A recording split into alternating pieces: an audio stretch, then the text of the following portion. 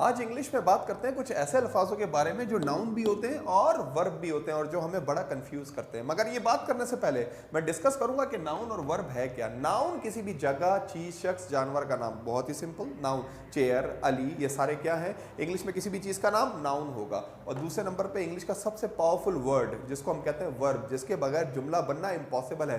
कोई भी जुमला वर्ब के बगैर नहीं बनता। वर्ब क्या है? A word that shows an action और स्टेट। ऐसा अल्फाज जो किसी एक्शन, किसी अमल को शो करता है या किसी स्टेट यानी हालत को शो करता है। जैसे आई प्ले क्रिकेट, मैं क्रिकेट खेलता हूं, तो खेलना, प्ले, काम जो हो रहा है, जो प्ले है वो क्या है?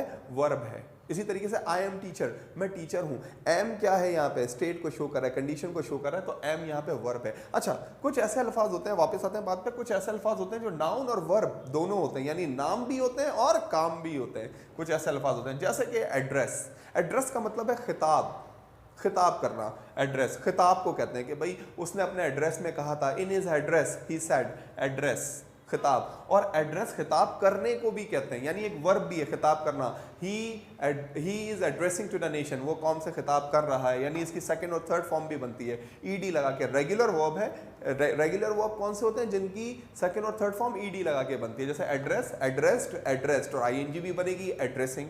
सही है। एड्रेस खिताब और एड्रेस खिताब करना भी। जैसे ऑब्जेक्ट, ऑब्जेक्ट का मतलब चीज, शे, कोई भी ऑब्जेक्ट, चीज को भी कहते हैं ऑब्जेक्ट। और इसी तरीके से ऑब्जेक्ट एक वर्ब भी है। ऑब्जेक्ट का मतलब है एतराज करना। कहते हैं I object, he is objecting, he objected, इसकी भी सेकंड और थर्ड फॉर्म, ये भी रेगुलर वर्ब है। ऑब्जेक्टेड, ऑब्जेक्टेड, इस तरह बनती है। परमिट, इजाजतनामे को कहते हैं। भाई आई हैव अ परमिट, मेरे पास परमिट है, इजाजतनामा है।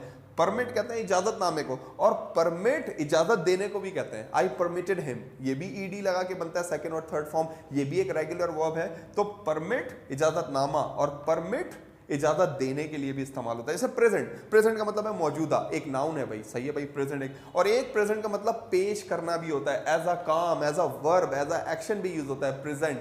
आई वॉज प्रेजेंटिंग सम ऑफर्स, मैं कुछ ऑफर्स प्रेजेंट कर रहा था, पेश कर रहा था। इसी तरीके से प्रोटेस्ट, प्रोटेस्ट का एज अ नाउन, प्रोटेस्ट एहतजाज, नाउन है एहतजाज, और प्रोटेस्ट एहतजाज करना भी।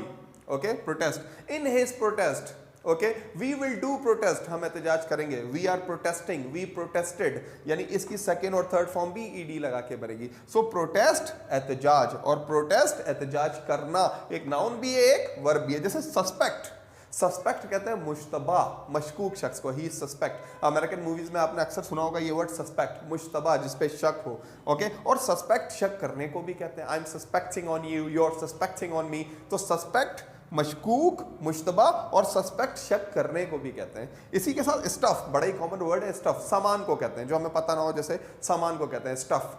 ओके, सामान। और स्टफ हम लोग भरने को भी कहते हैं। Okay, we are stuffing the container, हम कंटेनर को स्टफ कर रहे हैं, भर रहे हैं सामान से। तो स्टफ सामान भी है, और स्टफ किसी सामान से भरने को भी कहते हैं स्टफ। तो ये वो सारे अल्फाज हैं इसके, इसी के जैसे इंग्लिश में और बहुत सारे अल्फाज हैं जो कि नाउन भी होते हैं और वर्ब भी होते हैं, थोड़ा हमें कंफ्यूज करते हैं। I hope you understand. Please make some sentences.